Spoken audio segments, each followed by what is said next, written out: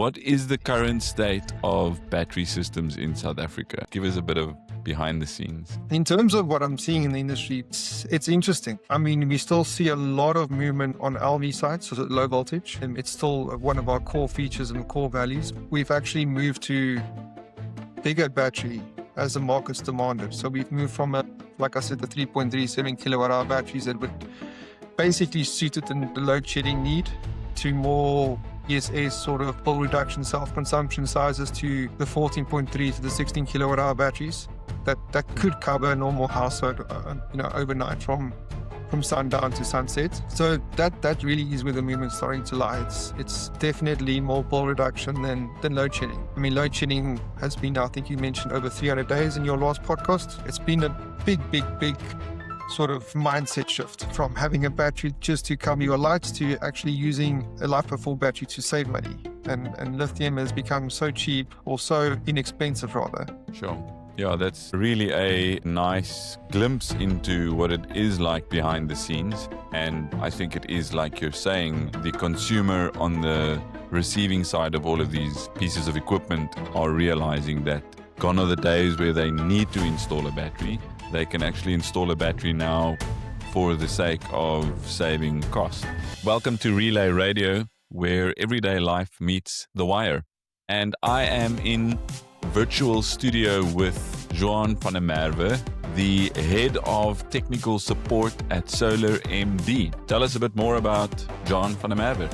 What do you do? I started about 2014, 2015 doing residential solar. At that point of time, it was more grid-tied solar solutions, working with SMA, a little bit of Fronius, hands-on installations, maybe 4 or 5 panels at 295 watts each. So very, very small systems compared to what we're doing with today. Later on, ventured into a more software career, did some programming, some work on serious software development stuff. And then eventually circled back to solar, where we are now.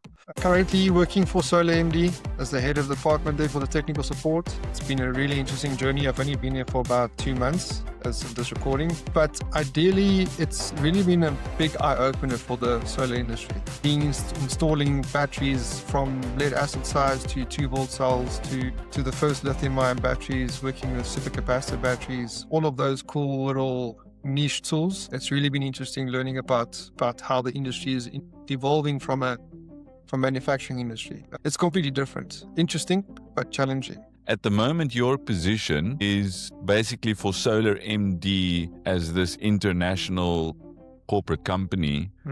Are you basically mainly on maintenance in South Africa, or do you get maintenance requests from all across the globe and your department basically batting those problems, handling them as they come in? So again, for us, one of our most important things in our value proposition is to support our EPCs and distributors. And for that matter, in fact, anyone that's got a Solar MD battery. So we've got a couple of channels where we can get contacted. I won't elaborate on that too much because I might get a lot of phone calls tomorrow morning. But the point is, if we've got a massive EPC that's installed a battery, we would rather let them focus on their distribution, their sales, and we take care of the support ourselves. And also for the small EPC that does 1 or 2 batteries, maybe every second month or whatever, we rather, because we've got in-house expertise, right? We know exactly how the batteries work. We know what buttons to push. We know when to look for what sort of pattern recognition on the batteries provide preventive maintenance. And if we've got an issue, because we build everything ourselves, right? Obviously the parts get imported from various regions, but to give you an idea, we've got clients in Europe, we've got clients in Asia, which I realize this week we've got a client in Hawaii, all across the board. And each person or each installation gets treated as such, individual, and it gets treated with a lot of priority.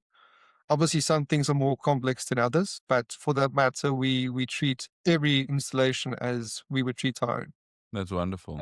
Having been in your factory here in Cape Town myself, I can only attest to the fact that it's massive. It's really, really something to see and a feat of engineering. Yeah, really very impressive. So well done. Thank you.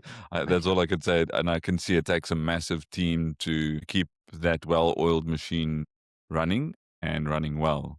So moving on to our next question, what goes wrong? What are the most common reasons batteries fail? Would you say most of those failures you could from your experience now, actually draw to an installation fault or perhaps the incorrect configuration or user behavior? It's really, yeah, it's one of those cliche words. It's multifaceted, right? Hmm. It depends on what the battery was installed for or what the installation was used for. I mean, again, back in the day, 10 years ago, we didn't really much care about load shedding. It was more about a niche product that had a grid-tied inverter connected with some lead acid batteries in case there was a grid failure. Lately, we see more the case that someone installed, in general, not just with Solar MD, a 5 Yeah. kilowatt hour battery, for instance. Now the load shedding is gone, they want to use that battery. But there's things that were misunderstood or misinterpreted depending on who was the final communication point. The 5 Yeah. kilowatt hour battery at lithium, say hypothetically you get 80% DoD because of some manufacturing constraints, 90, 100, whatever the case be. Then Yeah. there's obviously things to consider like losses to AC. I mean, you can test more on the AC side than me, but Yeah. you don't get Conversion losses, temperature, yeah, everything. exactly. You don't get 100% out of it. It's the best Mm. analogy is like it's a good old frosty beer. You got a Yes, full pint of exactly. 500 ml beer. The same with like your kVA and your kilowatt. You've got a Mm. nice thick head. You can only use so much. But that Exactly. losses do not get accounted for when you start cycling the battery for savings. Mm. Obviously, you become a little bit more scrutinous about the battery's behavior. You bought Yeah. a 5 kilowatt hour battery. Now you want 5 kilowatt hours out of it. If you design a battery for load shedding, you should consider what it's used for and sort of accept that. And if you can upgrade or sort of introduce a new type of system to it. That's sort of what Yeah. I'm seeing in the industry. It's like you've got a small battery, you want to cycle your house that's got 12 kilowatt hours, 5 kilowatt hours ain't going to cut it, unfortunately. Yeah. And that's an immediate point of failure, right? Yeah. That's an immediate point where the system simply won't survive basically the beating that's being handed to it. I suppose you as Solar MD or any battery manufacturer sits on the receiving end of phone calls of why does this battery not do what it should anymore? But the end user simply doesn't always understand that this piece of equipment has been designed for a certain type of application. And Mm. if it's used outside of that application type, it will respond accordingly. Well, I We mean, can't a expect. very simple example is, sorry to interrupt, Yeah. but a No, simple, not at all. Go for it. I've got an i20, right? It's a little Hyundai i20. Mm. It works very well for me to get to my son's school and back. Yeah. I'm not going to take it on the Autobahn. It's not going to No. work. I can't take it around Maybe Killarney Racetrack. once. You can do Yeah, it once and exactly. it'll be the last time. I mean, I'll be winning from the back, but I mean that's the sort of analogy I like to use. You got a 1.2 liter competing against V8s, and you want to keep up. Exactly. It's going to Oh, deteriorate. yes, exactly. No, for sure. And I always think of it's again that glass analogy, like how much headroom are we leaving for this battery to recover on or function on? How much is there actually being left, or is it being run full tilt all the time, every time? Mm. So yeah, I think that's the bottom line for me. Yeah, thanks for that. I appreciate it.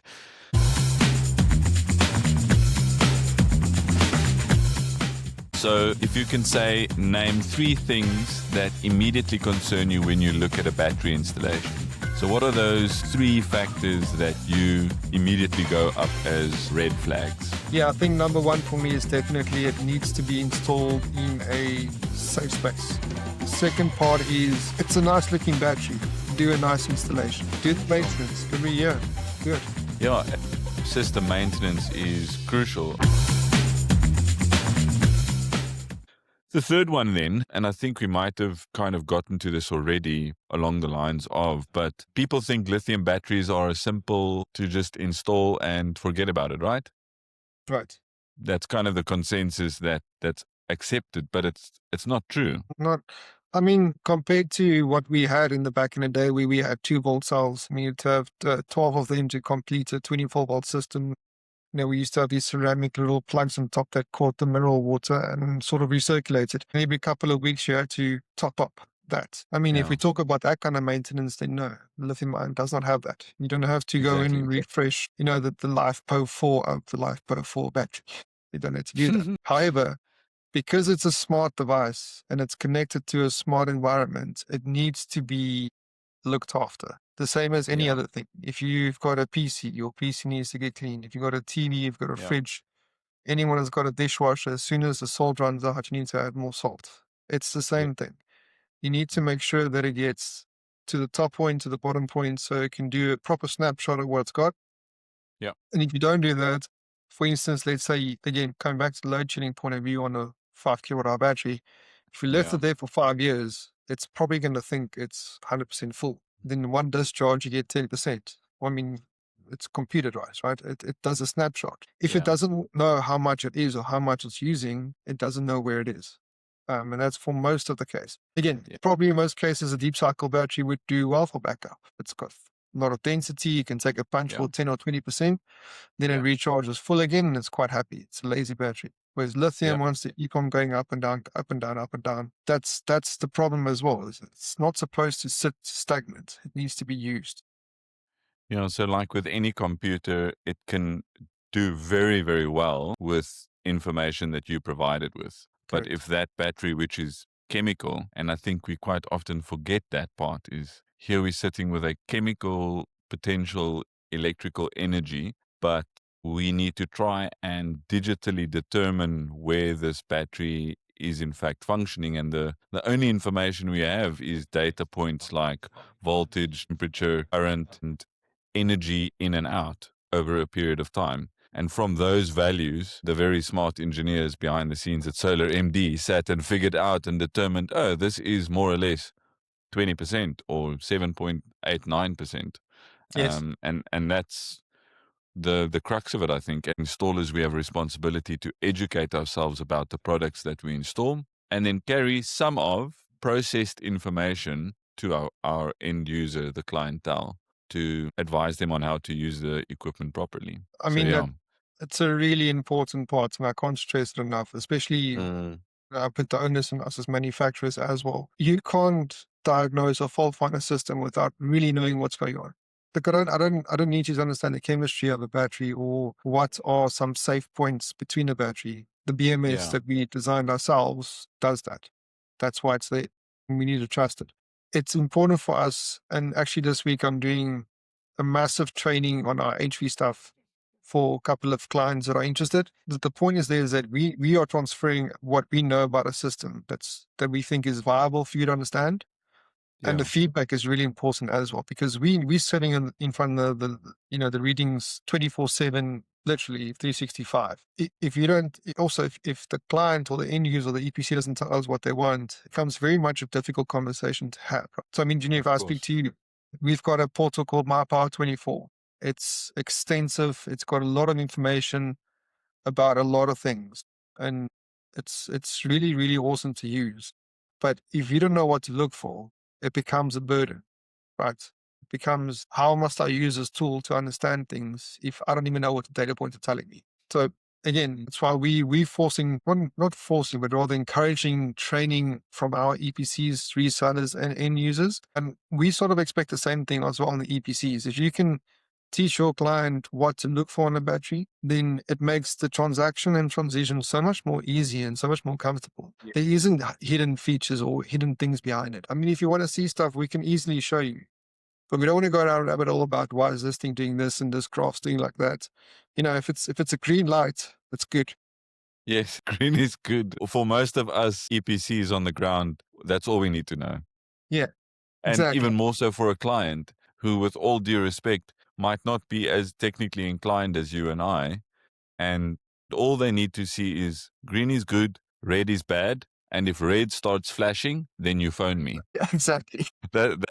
How do South African conditions, and this is a bit of a loaded question, but how do South African conditions like heat and load shedding cycles impact batteries? I think we've touched on it quite a bit, especially load shedding, but heat and lithium iron phosphate, how do they go together? Well, let's load that question with another loaded question. How does electronics fare with heat? Yeah, exactly.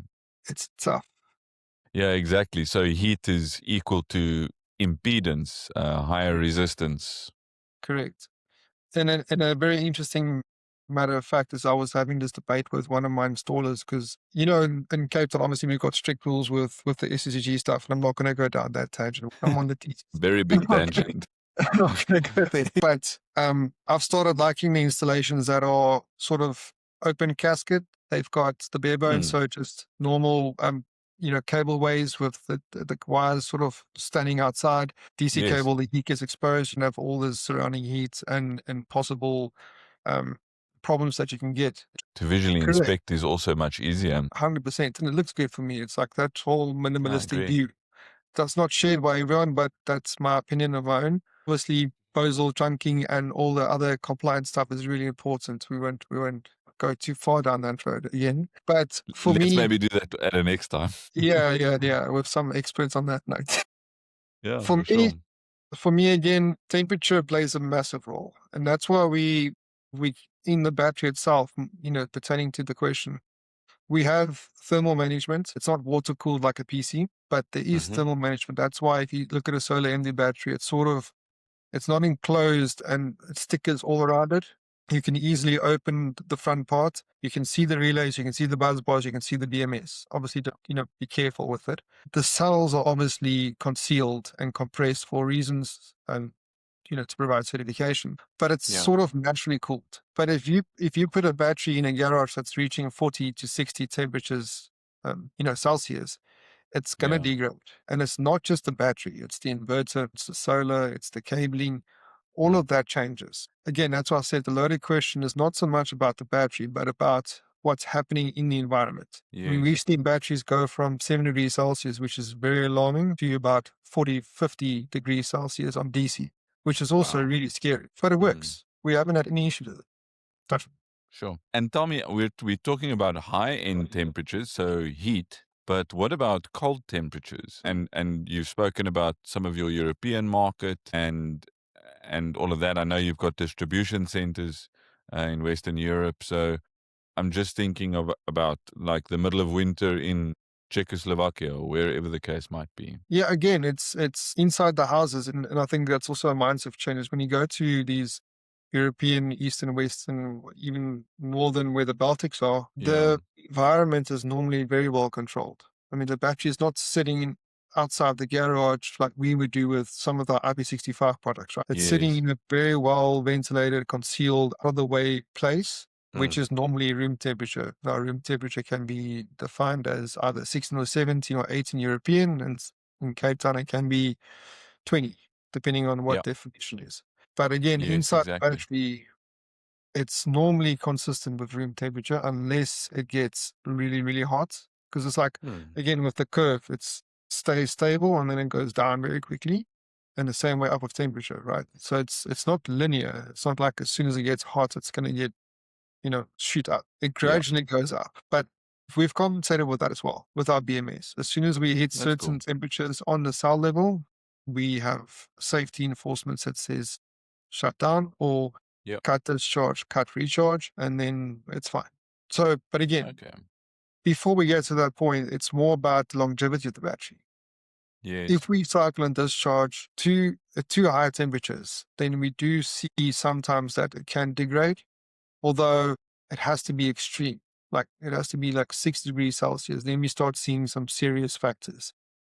Degradation. Yeah. Yeah, again, it's again using the car as an example. If you're revving at red light 24/7, you'll need Mm. to add more coolant or more oil to it. If you don't Yeah. maintain it, it's gonna see some stuff. Most definitely. You'll see smoke that you Yeah, shouldn't see sooner rather than later. yeah, we all. And yeah, it's that thing about controlled environment, right? It's about controlling the factors that you can control and putting that battery in the best scenario that you can possibly create for it. Question number 6, managing expectations and reality and how those two link with one another. What determines whether a battery actually reaches its advertised lifespan? And we've touched on this to some extent, but if you could maybe summarize an answer for us there, Jean. Again, I don't want to shift the blame, but we build the batteries.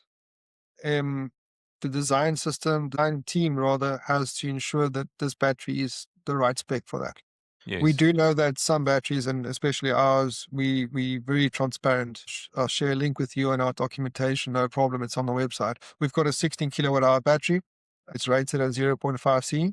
That means you can get 8 kilowatt hours out of it. Kilowatt per hour, rather. That Yeah. doesn't mean you need 60. That's the biggest problem. If you have an off-grid system with two kVA Daya or SunSync hybrid inverters that are pulling kVA or 24 kilowatt, at that point, one battery is not going to work. For It sure. might work for a third of that, but it's Mm. it's not going to give you what you want, and that expectation has to be managed as well. If you Yeah. want that sort of sizing, understand that you can get one battery, and that's genuine with lithium in general. I mean, there's one or two batteries in the market that can go above 1C, but we've pushed 0.7, but then it's with our older batteries. But we Mm. can see that people literally this morning sent me a script or screenshot rather of a 12 kilowatt SunSync with a 3.3 kilowatt hour battery. No.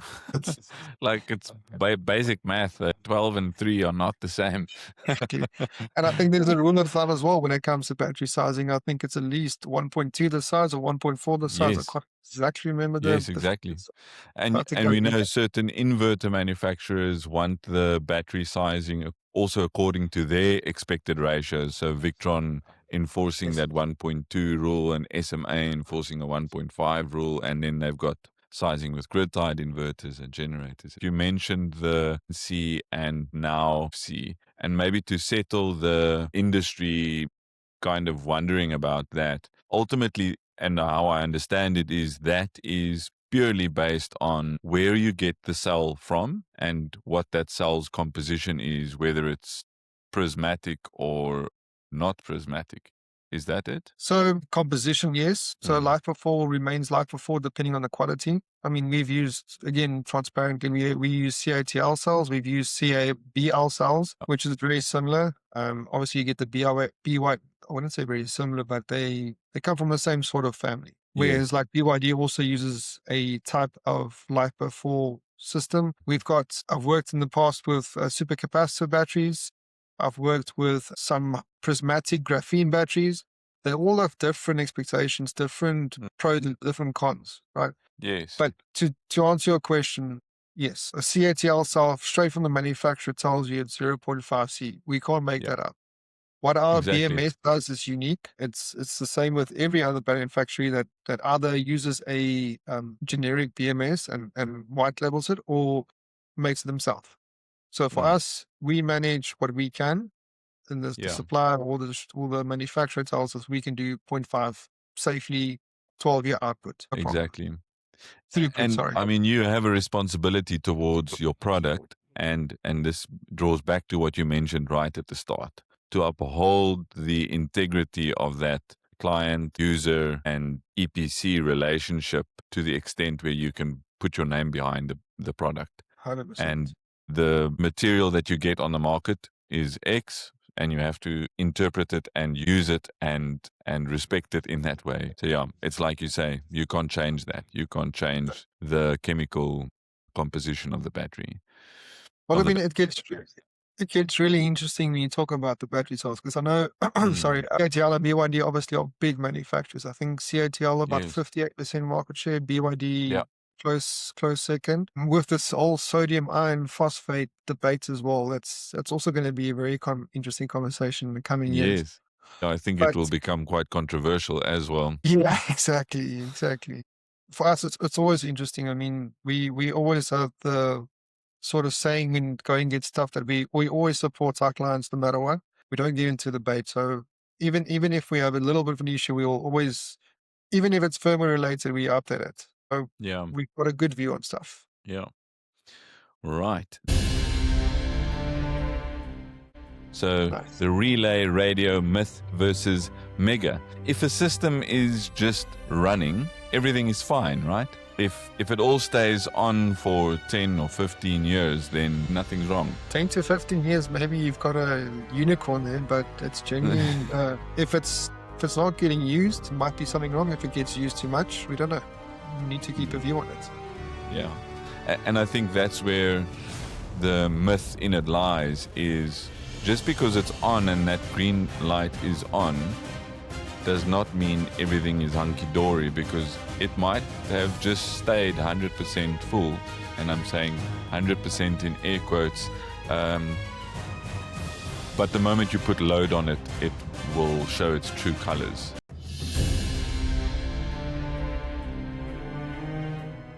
And then quickly, some warning signs, and maybe give us one or two, some early warning signs that points out something in the system that might not be set up right, or that might not necessarily be correct for that specific battery installation. Yeah, warning signs in general, I think in my experience with software and doing some development, we try and do preventative maintenance, which means we try and avoid warnings as far as possible. We at Solar MD, and I think also a lot of other battery manufacturers, take a lot of pride in the BMS setup. We see that if there's a system that shows a lot of warnings, let's say we've got a lot of low voltage warnings, we've got a lot of battery empty warnings or high cell warnings, those things need to be looked out for, because it could be that a battery needs some little bit of maintenance in terms of a quick discharge or charge. One thing we do see, especially in winter in Cape Town, the batteries get a little bit neglected.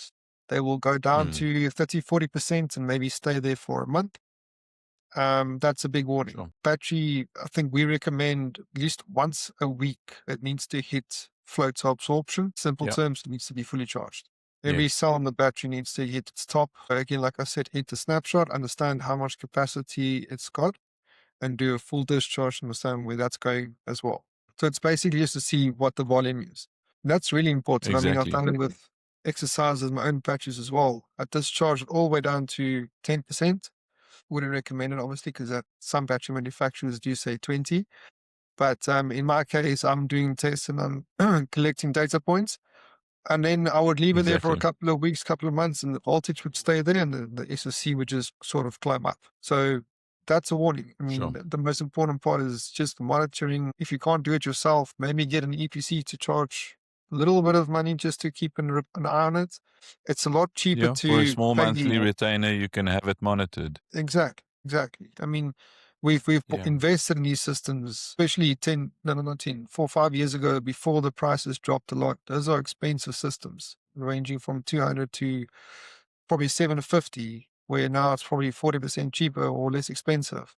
You need to look after these things. You don't want your ROI to drop after 4 or 5 years. Yes, exactly. I mean, ultimately, you made that big investment to start off with. So to then leave it just to do what it wants, you're not going to gain anything from it. So you might as well keep your hand on it and look out for those warning signs. And for me, also, the biggest things there that you mentioned were if you're dropping out the battery often, if the battery goes off and a high cell or a low cell voltage warnings, those things need to be responded to quickly, very promptly. Then in your point of view, where do you think technology in the battery space is moving towards? We spoke about sodium ion battery compositions earlier, and how do you think the landscape is looking for the battery industry in South Africa? So I've been trying to avoid saying this because I got super excited about it, but currently one of our biggest sort of projects is BESS. And I think that's around the world. Something special, nothing fancy. It's just a massive battery in a container with air cons and a lot of PLC switches that go click, click, click. It's super exciting. So right now, my view is that we are still in the infancy of the BESS projects, being battery energy storage system. It's essentially from 250 kilowatt hour batteries to 6.5 megawatt hours, depending on what your fancy is. It's got PCSs built in, which is a fancy word for inverters, power converter system. We've got different types of chargers. We've got solar panels. We've got everything that literally we can go from like a 6-foot container to a 40-foot container. It's really, really interesting. In fact, our entire office that you were at is running off a BESS. No grid whatsoever. We do about 450 kilowatt peak solar. We touched on this topic on another episode where the bottom line for the solar industry and renewable industry right across the world is it's all fair and well we can generate all of this power, but if we don't have anywhere to go with the energy, then we're essentially just destabilizing the grid. Correct. So one final question. What is one piece of advice you would give to homeowners or installers? And I think I want to say your advice and comments till now have been truly very helpful to a very great extent. I think you're a wealth of knowledge. But if you have to leave us with one or two parting comments to EPCs and homeowners out there. Sure, just one. You can give us 2 or 4. So, yeah, I mean, I've got a lot of faith in this industry. I know it's been a tough session, especially for the EPCs that are in the low voltage side. It's really difficult. I mean, Yeah. I think the most important thing is keep faith in the products, keep faith in the systems and distributors. We are working really hard behind the scenes to make things better for every end user and every EPC. Solar and batteries really are still the future. I mean, you can probably argue it's not the best investment in the world, but in terms of something that you can manage, it's a lot nicer to have power than not to have power. So the advice for me is from an end user point of view is keep yourself knowledgeable. Don't just take every person's fact for reality. Your own knowledge. I mean, there's AI in the world. You can do a lot of research. You don't have to just accept every word. Yes. With understanding, obviously. And from the EPC is be transparent. The client will know. I mean, we, from a manufacturing point of view, are super transparent. So we tell clients exactly what we can when it's needed. And for that, we respect our EPCs as well. We get pushback, we give answers, and I believe that's how it should be across the board. Yes, the knowledge transformation is important. And on that bombshell, I'm going to actually echo what you just mentioned, but knowledge is power. And if you can empower yourself with knowledge, you can truly make a difference to your current and future surroundings. So yes, with that, you've been tuned into Relay Radio, where everyday life meets the wire. I was in conversation with John van der Merwe, and what a privilege to have had him on. If you have any questions for John, post them in the comments. So yeah, wherever you're watching this from, Spotify, YouTube, hit that subscribe button, and we'll catch you on the flip side.